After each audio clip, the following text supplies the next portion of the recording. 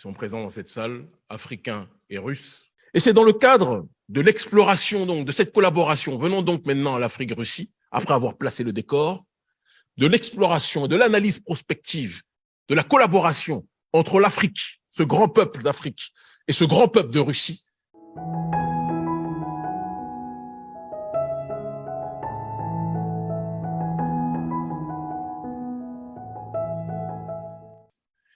Je salue tous les officiels, les personnes politiques, les ambassadeurs, sénateurs et autres qui sont présents dans cette salle. Et parce que mes parents ont bien élevé, je salue aussi sans doute les espions français et américains qui se sont infiltrés dans cette salle. Je sais qu'ils ne me quittent jamais dans chacun de mes déplacements et nous allons faire en sorte qu'ils ne se soient pas déplacés pour rien aujourd'hui et qu'ils aient beaucoup de notes à prendre. En préambule de mon allocution, il est important, je pense, de remercier d'emblée Anatoly Torkounov, le recteur de l'Institut des Relations internationales de Moscou, qui est un établissement légendaire et historique, celui que Henry Kissinger présentait comme le Harvard russe. Nous le remercions ainsi que le vice-recteur parce que l'initiative d'accueillir cet événement est très importante. Je dirais même plus, elle est déterminante et elle aura des répercussions à court terme, à moyen terme et à long terme dans le cœur et dans l'esprit et dans la vie de millions de gens. J'interviens aujourd'hui en ma qualité de président de l'Organisation révolutionnaire africaine, Urgence panafricaniste, en tant aussi que leader d'opinion, écouté et suivi en Afrique et dans le monde par des millions de gens, et surtout en tant qu'homme noir, allergique, profondément allergique à toute forme de colonialisme et de paternalisme. Mon discours sera différent de celui du président de la CEDEAO qui est actuellement présent à Moscou, Umaro Embalo Sissoko, différent aussi du président de l'époque de l'Union africaine, Macky Sall, parce que mon discours sera franc. Seule la franchise peut permettre d'établir un partenariat rigoureux et solide sur la durée entre la Russie et l'Afrique. C'est le manque de franchise qui existe malheureusement entre nos dirigeants africains dans leurs échanges, dans leurs revendications avec les autorités russes, qui entraîne parfois que le fait qu'on croit que nous sommes sur un même front alors qu'en réalité, nos dirigeants africains sont pour la plupart trop souvent cooptés par l'élite occidentale. La thématique générale de cet événement était Afrique-Russie, what next? Et ma thématique particulière à l'intérieur de ce forum, de cet événement historique, était le rôle du panafricanisme dans la résistance multipolaire à l'hégémonie et à l'impérialisme d'Occident. Autrement dit, avant de parler, et je le ferai, de la collaboration Afrique-Russie, il est important de parler du passé, du présent et des aspirations futures du peuple africain dans le monde dans lequel nous vivons. Car on ne peut pas comprendre la collaboration et les buts de la collaboration entre l'Afrique et la Russie si on ne comprend pas en priorité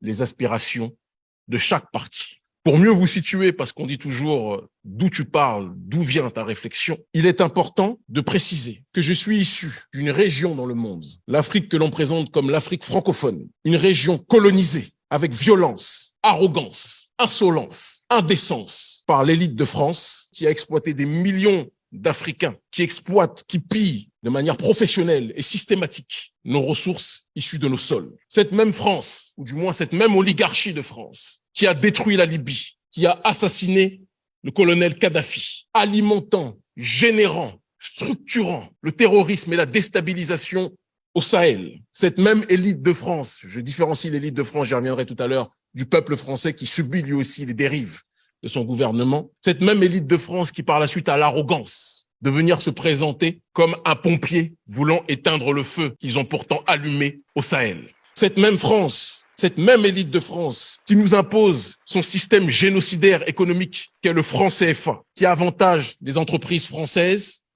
les multinationales occidentales, mais empêche les populations africaines de commercer efficacement entre elles. Cette même élite de France qui nous impose des dirigeants marionnettes qui tuent leur peuple tel que le président actuel, parce qu'il faut le dire tel qu'il est, le président actuel du Tchad, Mahamat Déby, soutenu par le président Macron, ce président Mahamat Déby qui assassine en masse sa population. Ou encore, et personne n'y verra du mal, je l'espère, sauf les espions américains et français peut-être dans cette salle, ou encore les dirigeants dirigés, que sont les présidents Alassane Dramane Ouattara, Macky Sall, ils sont nombreux, Patrice Talon, Mohamed Bazoum, Umaro Sissoko Embalo et tant d'autres, je ne peux pas tous les citer, la liste est trop longue, qui suivent les intérêts de l'Occident au lieu de suivre les intérêts des masses africaines. Je suis venu, je vous l'ai dit, pour dire la vérité au monde aujourd'hui, et c'est ce à quoi je vais m'employer. Je ne peux pas non plus passer sous silence, quand on parle d'Afrique, parler de sa diaspora à travers Haïti, qui depuis la bataille de Vertières a été persécutée, a été isolée, a été humiliée, a été asphyxiée par l'élite occidentale, et notamment,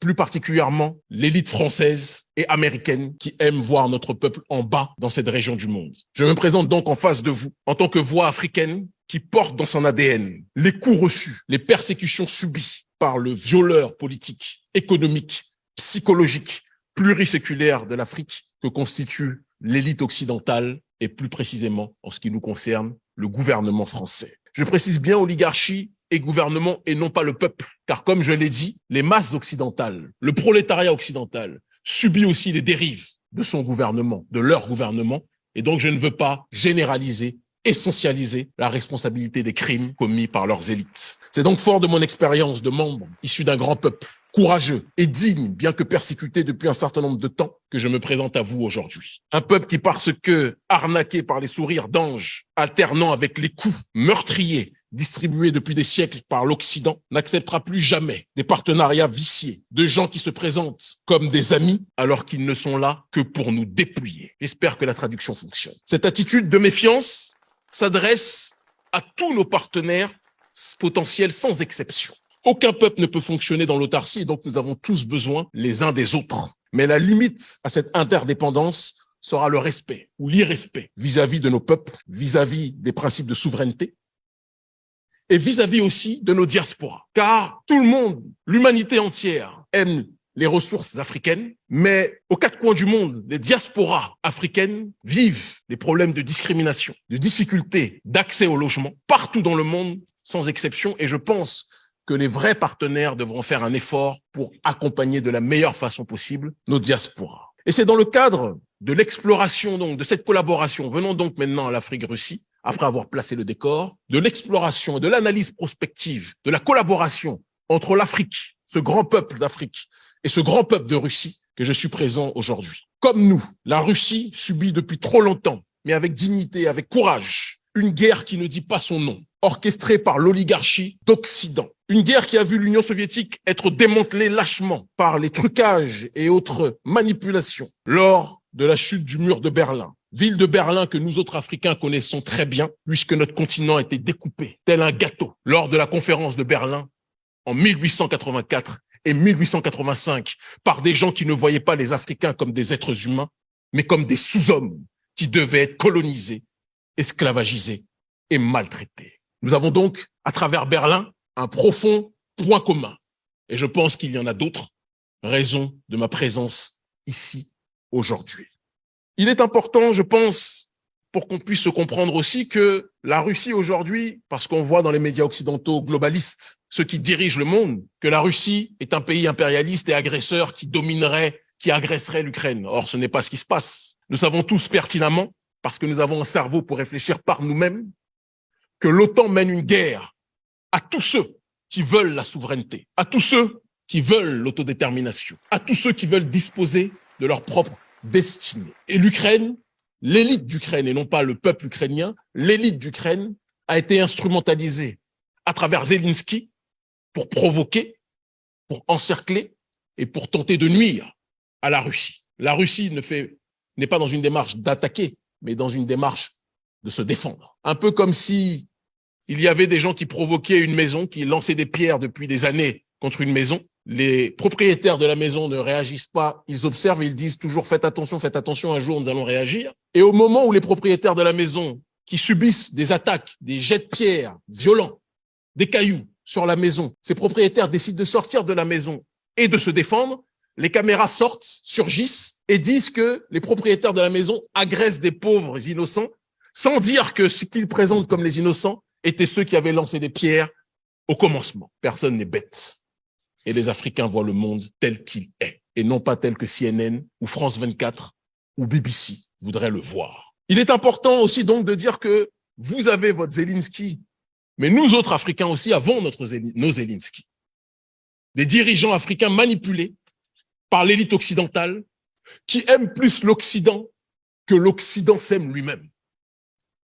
Ils sont plus attirés par la fastuosité de Paris, de Londres, de Rome, de Washington, que par les valeurs et la beauté traditionnelle de nos pays. Ces dirigeants, ces Zelensky locaux, nous les combattons aussi. Lorsque l'on parle de cette guerre que l'Occident mène au reste du monde, il est important d'insister sur le fait que la révolte des peuples souverainistes devra être le langage commun usité. Et lorsque l'on parle de révolte des peuples, il est important d'exposer, de clarifier la nature de la guerre. Parce que c'est une guerre mondialiste que nous connaissons. Certains disent ce n'est pas une... Non, c'est une guerre mondialiste. De l'oligarchie d'Occident contre le reste du monde, contre les peuples fiers. Si on ne le comprend pas, on ne saura pas où nous irons. Et dans la nature de cette guerre, ce n'est plus le bloc capitaliste contre le bloc communiste, c'est une évidence. C'est deux blocs.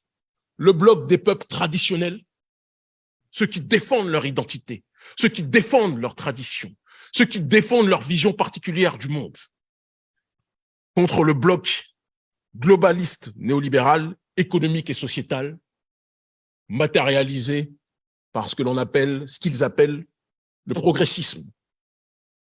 Un Occident qui s'oppose à tout ce qui s'enracine dans la tradition, à tout ce qui entrevoit la métaphysique, l'immatériel, autrement dit Dieu, comme le principe suprême, mais qui préfère propager le matérialisme, la décadence, la dégénérescence, la destruction des valeurs des peuples, la destruction de la famille, la destruction de la croyance en Dieu, en divin, quel que soit le nom que vous lui donniez, quelles que soient vos religions, quelles que soient vos croyances.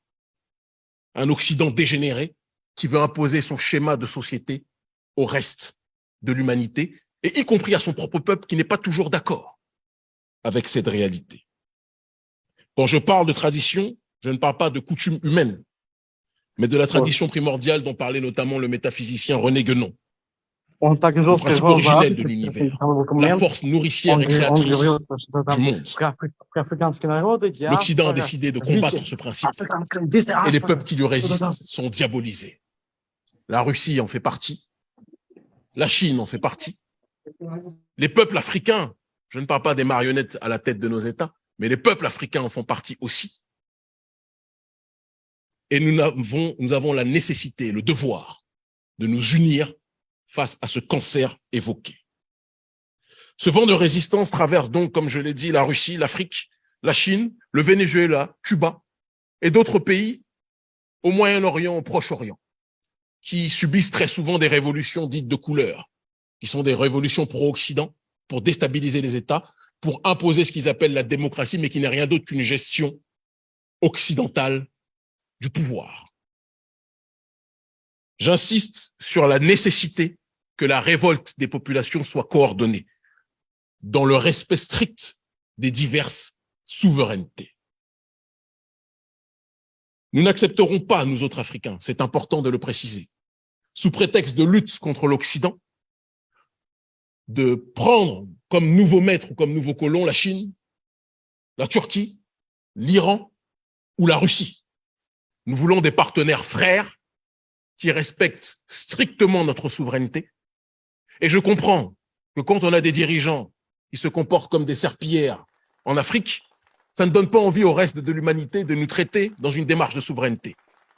Mais sachez que la population africaine, elle, souhaite profondément cette souveraineté et agira toujours pour que celle-ci puisse être respectée. Nous serons aussi regardants sur le principe évoqué par les autorités russes notamment, de défense de la souveraineté. S'agit-il de la souveraineté populaire ou de la souveraineté des dirigeants?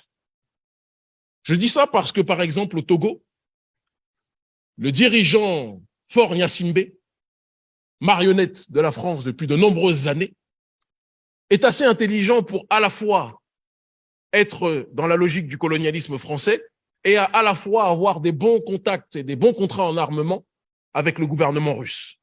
Le peuple togolais et les masses africaines veulent un partenariat sincère avec la Russie. Mais nous regarderons aussi les dirigeants soutenus, car il y en a qui ne veulent pas la souveraineté de la population africaine. C'est très important que j'insiste sur ce point. Dans le même temps que nous nouons des liens avec vous, il est tout à fait logique que nous tissions des partenariats honnêtes et sincères avec d'autres nations qui peuvent ne pas toujours être d'accord avec la Russie sur les méthodes utilisées. C'est le droit de chacun de pouvoir décider du chemin emprunté. La Russie, je l'ai dit, est un peuple grand, comme le peuple africain est un peuple grand. Les géants ont tout pour se comprendre, ont tout pour s'entendre. Il faut tracer sur le terrain scientifique, politique, technologique, des nouvelles voies pour avancer.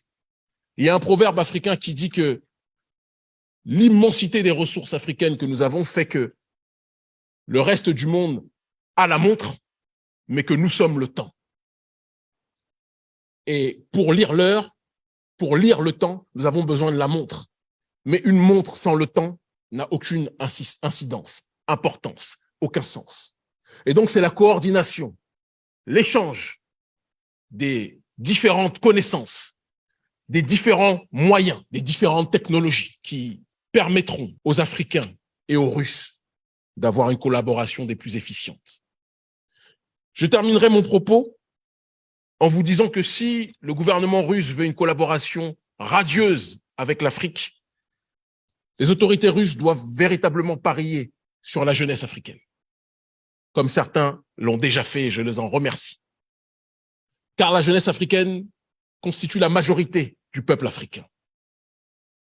Et contrairement aux dirigeants africains qui, lorsqu'il y a eu l'effondrement du mur de Berlin, vous ont tourné très rapidement le dos durant les années 90, par manque d'honnêteté, la jeunesse africaine, elle, est beaucoup plus sincère. Vous l'avez vu, beaucoup plus franche aussi. Mais je le disais tout à l'heure et je le redis aujourd'hui, seule la franchise entre nous permettra d'avoir un partenariat solide. Et je vous le redis, nous sommes les leaders d'aujourd'hui et nous sommes les leaders de demain. Pariez donc sur nous pour un avenir solide demain. Merci infiniment. Jaso,